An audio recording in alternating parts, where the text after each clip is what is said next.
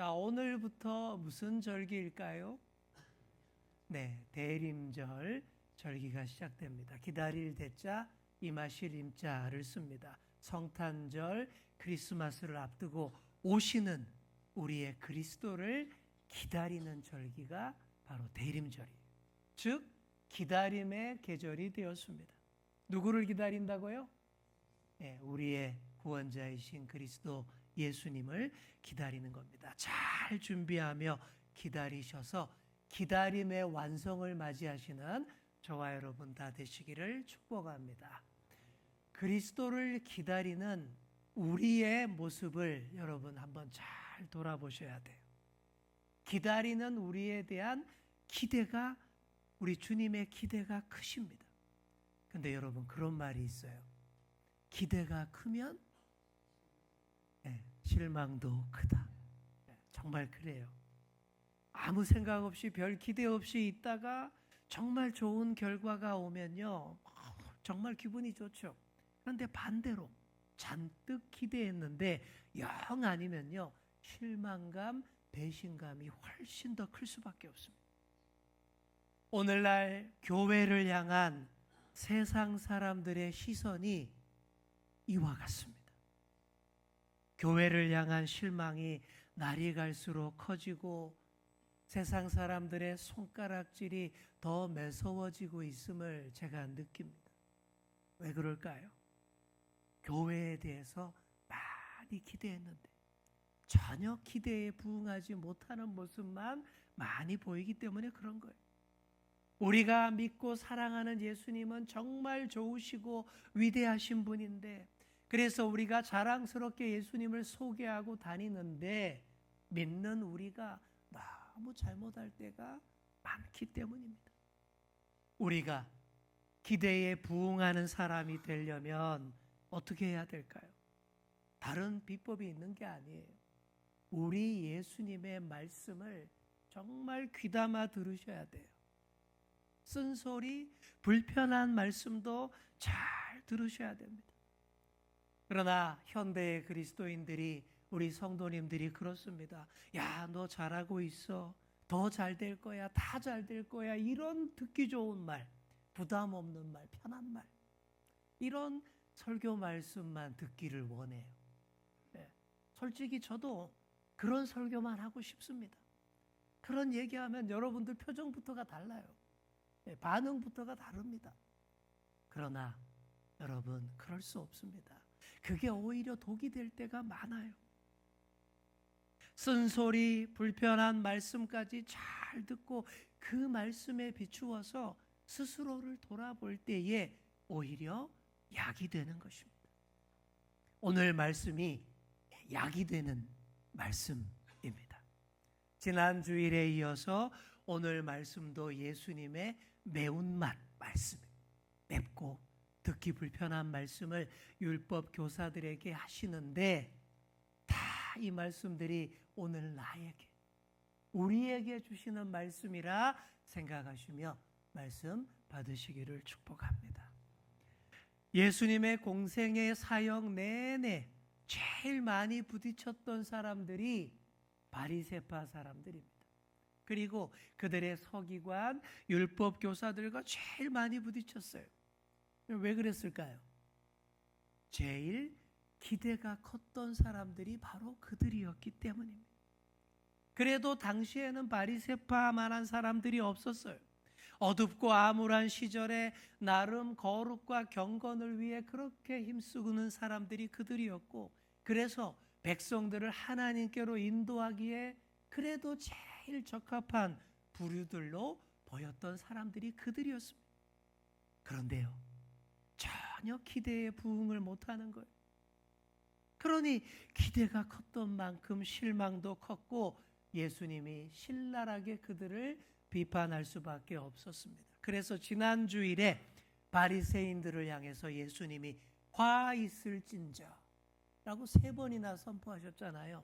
오늘도 화 있을진저라는 말씀이 3번이나 똑같이 나옵니다. 그런데 오늘의 이 화 있을진저는 율법 교사들을 향한 화 있을진저입니다. 예수님의 말씀을 듣고 있던 한 율법 교사가 너무 열이 받았어요. 바리새인들을 향해서 심한 말로 예수님이 3번이나 화를 선포하셨잖아요. 그들이 11조는 잘 드리면서 공의와 하나님께 대한 사랑은 저버렸다. 높은 자리에 앉고 인사받는 것만 좋아한다. 평토장한 무덤과 같다. 그래서 화가 있다라고 말씀하셨잖아요. 당시 율법 교사들이 대부분 바리새파 출신이었기 때문에 그 말씀이 율법 교사에게 너무 분노, 마음의 상처가 된 겁니다. 그래서 예수님께 막 따지기 시작합니다. 선생님, 그렇게 말씀하시니 우리까지 모욕하는 겁니다. 이들 율법 교사들은 유대교의 율법을 전문적으로 해석하고 여러 공식적인 자리에서 가르치는 일을 주로 했습니다. 그러니까 이들이 가르치는 것은 율법, 즉 하나님의 말씀이에요. 반드시 지켜 행해야 할 옳은 것들을 이들이 다 가르쳤던 것이고 아주 중요한 일, 좋은 직책을 감당하고 있는 사람들입니다. 따라서 사람들의 존경도 많이 받았어요. 그런데 문제는요, 이들이 그렇게 열심히 가르치면서 자신들이 가르친 그대로 자신들은 전혀 살지 않았다라는 그 사실입니다. 제가 27살의 나이로 장신대 신대원 입시 면접 시험을 볼 때의 일입니다. 면접실에 딱 들어갔더니 교수님 2분이 앞에 딱 앉아 있습니다. 그리고 막 하나같이 어려운 질문만 막 하셔요. 제가 열심히 대답했습니다. 그때 마지막 질문이 이런 질문이었어요. 오늘날 가르치는 선생들의 가장 큰 문제는 무엇이라고 생각합니까? 이런 질문이었어요. 그런 자리에서 이런 질문을 받으면 대답 잘해야 됩니다. 그래야 합격합니다. 그런데 저는 그때 당시 피 끓는 청춘인지라 겁도 없이 오늘날 가르치는 자들의 가장 큰 문제는 자신들이 가르치는 대로 살지 않는다는 겁니다. 이렇게 탁 대답을 했어요.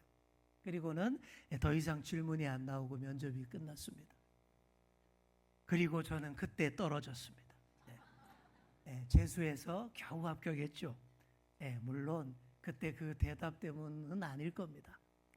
그러나 여러분, 틀린 말 아니잖아요. 가르치는 자라면 자신이 가르치는 대로 살아야 합니다. 목회자인 저는 그 누구보다 제가 설교한 대로 그대로 살아야 할 막중한 책임이 있습니다. 목회자가 이걸 잘해야 그 교회가 더 잘 되는 것이고 목회자가 이걸 못할 때 그 교회가 어려워지는 것입니다. 그러니 목회자로 산다라는 것이 얼마나 무겁고 힘든 일인지 모릅니다. 가끔씩 그 무게에 막 힘겨워하고 부담스러울 때가 있어요. 이 땅에 많은 교회들이 있고요. 교회마다 많은 문제를 가지고 겪고 있습니다. 왜 그럴까요? 여러 이유가 있겠지만 저는 그렇게 생각합니다. 목회자들이 먼저 설교한 대로 살지 않아서 그런 경우가 많다라고 저는 생각을 합니다. 바리새인들이 그 율법 교사들이 정말 그들이 가르친 그대로 살았다면 역사에 길이 남았을 겁니다. 정말 훌륭한 사람들이었을 겁니다. 그러나 그들은요, 말만 번지르르 했습니다. 꼼짝 안 하고 높은 자리에 앉아서 여러 말로 가르치기만 하고 가르친 대로 전혀 살지는 않았습니다. 그런 율법 교사들을 향해 예수님이 첫 번째 화를 선포하십니다. 46절입니다. 이르시되 화 있을진저 또 너희 율법 교사요 지기 어려운 짐을 사람에게 지우고 너희는 한 손가락도 이 짐에 대지 않는도다. 자, 이들 율법 교사들은요, 지기 어려운 짐을 다른 사람들에게 다 지웠다라는 얘기인데, 여기서 말하는 지기 어려운 짐은 율법의 무거운 멍에를 말하는 겁니다. 당시의 율법을 하나하나 다 지킨다라는 것이 정말 어려웠습니다. 더구나 먹고 살기 어려운 서민들은요, 절대 율법을 다 지킬 수가 없어요. 옛날 우리나라 양반들이 에헴 하고 양반 생활할 수 있었던 것도 자기들은 시간 많고요, 돈 많고요, 그리고 일 시킬 종들이 많았으니까 하루 종일 앉아서 유교 경절, 논어 맹자 읽을 수 있었기 때문입니다. 그러나 하루 벌어서 하루 먹고 사는 가난한 사람들이 그게 되겠습니까? 유대인들도 마찬가지였어요. 바리새파 사람 율법 교사 정도 되어서 생계 걱정이 전혀 없으니 율법 규정을 다 지키고요, 11조도 철저히 드리고 향신료 조미료까지 일일이 세워서 그렇게 11조를 바칠 수 있었던 것이지, 하루하루를 살기 빡빡한 가난한 자들이 그게 되겠습니까? 그런데도 그 어렵고 힘든 자들에게 무거운 율법의 멍에를 다 짊어지우고는 이대로 살아 그랬습니다. 그래 놓고는 율법을 잘 못 지킨다고 죄인이라고 부정하다고 정죄하고 비난했습니다. 자기들은 손가락 하나도 까딱 안 하면서 그들의 가르침을 어려워하는 자들을 전혀 배려하지도 도와주지도 않았습니다. 바로 이런 자들을 향해 화 있을진저라고 우리 예수님이 하신 거예요. 자, 이런 자들을 가리켜서 화 있을진저라고 하신 우리 예수님은 어떤 분이실까요? 이런 율법 교사들과 정반대되는 분이십니다. 어려운 짐, 무거운 짐을 다 져주시기 위해서 이 땅에 오신 분이십니다. 율법 교사들은 무거운 짐을 다 남에게 지우고 자기는 손가락도 까딱하지 않았던 반면에 우리 예수님은요, 우리의 어렵고 무거운 삶의 짐, 죄의 짐, 죽음의 짐을 다 짊어져 주셨습니다. 그게 바로 십자가 사랑인 거예요. 마음과 뜻과 목숨을 다해 하나님을 사랑하고 이웃을 사랑하라고 가르치셨던 우리 예수님, 그 가르치신 말씀 그대로 다 행하셨습니다. 다 이루시기 위해서 십자가에서 죽어주시기까지 하셨습니다. 누구처럼 말로만 서로 사랑하라 그러고 뒤로는 도망가고 십자가 안 지시고 그러지 않으셨어요. 누구처럼 높은 자리에만 앉아서 말로만 가르치지 않으셨습니다. 가르치셨던 그대로 온몸을 다 십자가에 내어주셨습니다. 자, 우리 옆에 계신 분께 한번 이렇게 말해 주겠습니다. 예수님은 말한 바대로 다 행하셨습니다. 이게 중요한 거예요. 말한 바대로 다 행하신 예수님이시기에 아무것도 안 하는 그들에게 화 있을진저라고 꾸짖을 수 있는 자격이 있으셨던 분이십니다. 두 번째로 화 있을진저가 47절에 나옵니다. 화 있을진저 너희는 선지자들의 무덤을 만드는도다. 그들을 죽인 자도 너희 조상들이로다. 무슨 말씀일까요? 당시의 율법 교사들은 그들의 조상들로부터 죽임당한 선지자들의 무덤을 다시 쌓고 꾸미고 비석을 세우는 일들을 많이 했습니다. 마치 선지자들의 정신을 자신들이 다 계승하는 것처럼 그렇게 자랑을 했어요. 하지만 너무 위선적이었습니다. 선지자들의 가르침을 행하는 데는 관심도 없으면서 선지자들의 무덤 꾸미는 것만 신경을 썼다라는 것이죠.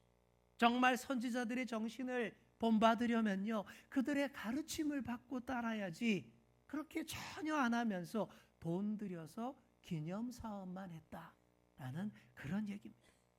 그래서 예수님이 이렇게 꾸짖습니다. 지금 너희는 선지자들의 무덤을 꾸미며 거룩한 척 하는데 오히려 너희는 그 선지자들을 다 죽였던 너희 조상들과 똑같은 자들이다. 그렇게 말씀하십니다. 정말 그렇습니다. 바로 이들 바리새인들 율법 교사들이 하나님의 아들 예수님을 십자가에 넘겨 죽게 합니다. 그들의 조상들이 했던 것과 똑같이 한 거예요. 그동안 하나님께서 수없이 많은 선지자들을 보내고 또 보내셨습니다. 우리 구약 성경에 많이 나오잖아요. 엘리야, 엘리사, 이사야, 예레미야, 에스겔, 호세아, 요엘, 아모스, 말라기, 그리고 마지막 선지자 세례 요한까지 계속 보내셨습니다. 그들의 입에 하나님의 말씀을 맡겨서 그렇게 회개하라, 회개하라 하셨습니다. 그런데도 죽어도 못 알아들어요. 오히려 하나님의 그 선지자들을, 하나님이 보내신 그 선지자들을 다 돌로 치고 핍박하고 죽였습니다. 아무리 해도 안 되니까 하나님께서 마지막에 누구를 보내십니까? 하나님의 아들, 독생자 예수님을 보내셨습니다. 아들까지 보내셔서 저 완악한 자들을 끝까지 품에 안으시려고 하셨던 거죠. 그러나 하나님의 아들까지 십자가에 못 박아 죽이고 맙니다. 그 결과 심판을 면할 수 없게 된 거예요. 50절과 51절을 보시면 창세 이후로 흘린 모든 선지자의 피를 이 세대가 담당하되 가장 오래된 순교자 아벨의 피로부터 가장 최근에 순교한 사가랴의 피까지 이 세대가, 바로 너희가 다 책임져야 한다, 이렇게 선포하셨습니다. 최초의 살인자 가인에게 죽임당한 아벨을 첫 선지자 순교자로 본 거예요. 그리고 백성들의 우상 숭배를 비판하다가 죽임당한 선지자 사가랴라는 선지자가 역대하서에 나오는데, 이 사람을 가장 최근에 순교한 선지자로 예수님이 보신 겁니다. 아벨부터 사가랴까지 하나님이 그동안 보내셨던 그 모든 선지자들의 피를 너희가 담당해야 한다. 무서운 심판의 선언 아닙니까? 정말 실제로 다 이루어져요. AD 70년 예루살렘이 로마 제국에 의해서 철저하게 파괴됨으로써 이 심판의 말씀이 다 이루어진 것입니다. 마지막 세 번째 화 있을 징조가 52절 말씀입니다. 우리 52절을 우리 함께 읽겠습니다. 화 있을 징조 너희 율법 교사여, 너희가 지식의 열쇠를 가져가서 너희도 들어가지 않고 또 들어가고자 하는 자도 막았느니라 하시니라. 아멘. 자, 율법 교사들은 평생 하나님의 말씀을 연구하고 가르치는 일을 했습니다. 자, 그렇다면 그들이 어떻게 해야 합니까? 모든 이에게 하나님의 말씀을 밝히 알게 하고 하나님을 아는 지식을 다 가르쳐서 우리 다 같이 천국 문 앞으로 가자, 이래야 되지 않나요? 그런데 전혀 그렇게 안 합니다. 하나님의 말씀을 자기들의 전유물인 것처럼 독점을 하는 거예요. 자신들을 통해서만 구원받을 수 있는 것처럼, 하나님을 알 수 있는 것처럼 영적으로 텃세를 부렸습니다. 영적 갑질이라고 할 수 있죠. 하나님을 아는 지식의 열쇠를 자신들만이 딱 쥐고 있고 천국 문도 지들이 마음대로 좌지우지하는 것처럼 그렇게 행동했습니다. 아예 그 문을 딱 잠궈버렸어요. 내 허락 없이 못 들어가, 아무도 못 들어가게 했습니다.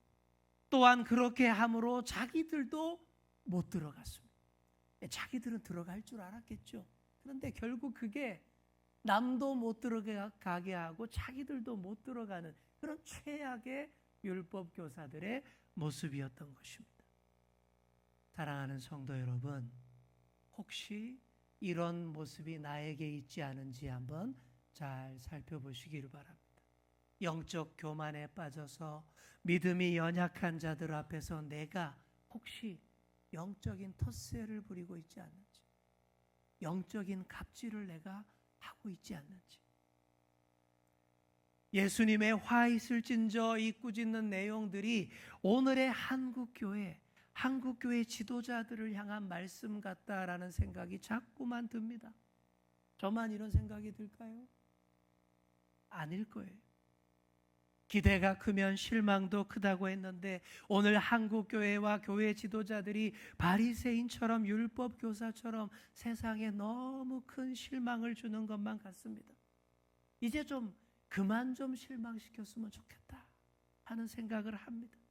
우리가 세상에 그만 좀 실망을 주고 세상이 우리 걱정을 좀 안 하도록 해주었으면 좋겠다 생각을 합니다. 그렇게 할 수 있는 비결이 뭘까요? 단 하나, 바리새인 율법 교사들과 정반대로 하시면 됩니다.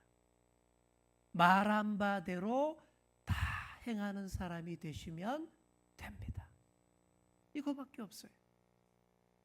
오늘 말씀의 결론 53절과 54절을 보십시오. 예수님의 말씀에 분노한 서기관들 바리새인들이 예수님께 거세게 달려들고 여러 가지로 따져 묻고 또 예수님의 말씀을 책 잡으려고 합니다. 단단히 벼르고 노립니다. 그런데 여러분, 예수님의 말씀을 책 잡을 수 있을까요? 못 잡습니다. 왜 그럴까요? 예수님은요, 말씀하신 그대로 다 사신 분이시기 때문에, 당신께서 가르치신 그대로 다 행하시는 분이시기 때문입니다. 여러분, 바로 여기서 능력이 나오는 거예요. 바로 여기서 능력이 나오고 책 잡힐 것도 없습니다. 우리 예수님은 높은 자리에 앉아만 계시지 않으셨습니다. 무덤이나 꾸미고 기념사업만 하시지 않으셨습니다. 가르치신 그대로 말한 바대로 다 행하셔서 십자가를 지셨습니다. 큰 사랑으로 우리를 구원하셨습니다. 사랑하는 성도 여러분, 이렇게 큰 구원을 이루신 우리 예수님을 더욱더 사랑하시고 우리 역시 나 역시 말한 바대로 다 행하는 자들이 되리라 결단하시는 여러분 되시기를 축복합니다. 지난 주일에 위선자, 외식하는 자, 위선자를 휘포크리테스라고 한다. 휘포크리테스는 원래 연극 배우, 연기자를 뜻하는 단어다라고 제가 말씀을 드렸죠. 연기자는요, 자신이 외운 대사대로 살 의무가 없어요. 자신이 연기한 것에 대해서 책임을 질 필요도 없습니다. 그저 대본대로 연기하는 연기자이기 때문이죠. 옛날 우리 딸이 4살 때 있었던 일입니다. 제 아내가 TV로 드라마를 보다가 슬픈 장면이 나와서 펑펑 울고 있었습니다. 눈물을 주룩주룩 흘립니다. 우리 한국 드라마가 그렇잖아요. 사람 마음을 후벼 파는 그런 게 있잖아요. 그렇게 공감을 하면서 눈물을 줄줄 흘리면서 드라마를 보고 있는데 그러자 4살밖에 안 되었던 우리 딸이 그럽니다. 엄마, 괜찮아. 울지마. 저건 그냥 드라마야. 그냥 연기야. 괜찮아, 울지마. 영화나 드라마가 이 세상을 변화시키지 못하는 것은요, 거기 등장하는 자들의 일거수일투족이 다 연기이기 때문입니다. 영화나 드라마가 우리의 삶과 세상을 비추어주고 감동을 주고 결단하게도 하지만 그러나 그것이 실제가 아니기에 나와 세상을 변화시키는 데는 역부족입니다. 그러나 우리 그리스도인은요, 연기자가 아니에요. 하나님의 말씀을 대본 삼아 멋진 대사만 날려서 되는 게 아닙니다. 연기가 아닌 실제 삶으로 예수님 닮은 사람으로 살아내셔야 됩니다. 사랑하는 성도 여러분, 이 사실을요 꼭 기억하시기를 소망합니다. 자, 우리 옆에 계신 분께 한번 이렇게 말해 주겠습니다. 우리는 연기자가 아닙니다. 말한 바대로 실제로 살아야 합니다. 아멘. 바로 이거예요. 다른 거 없어요. 말한 바대로 실제 살아낼 때에 능력이 나타나고 역사가 일어나는 줄 믿습니다. 혹시 내 마음과 내 몸과 내 삶의 자리에 바리새인의 모습, 율법 교사의 모습이 조금이라도 묻어 있지 않은지를 여러분 잘 살펴보시기를 바랍니다. 그런 게 있다면요, 이 대림절 기간, 주님의 오심을 기다리는 이 기다림의 계절에 다 털어내시기를 축복합니다. 말한 바대로 다 행하신 예수님을 본받아서 저와 여러분도 말한 바대로 다 행하는 자 되시기를 간절히 축원합니다. 기도하겠습니다. 주님, 우리가 바리새파의 모습, 율법 교사의 모습을 다 털어버리고 예수 그리스도의 모습을 가장 잘 담는 자 되게 하여 주옵소서. 위선적인 모습, 연기하는 듯한 삶의 자세 다 털어내게 하시고 말씀하신 바대로 다 행하셨던 예수 그리스도의 십자가를 바라보며 우리도 말한 바대로 행하며 살아가게 하여 주옵소서. 감사드리며 예수님의 이름으로 기도드립니다. 아멘.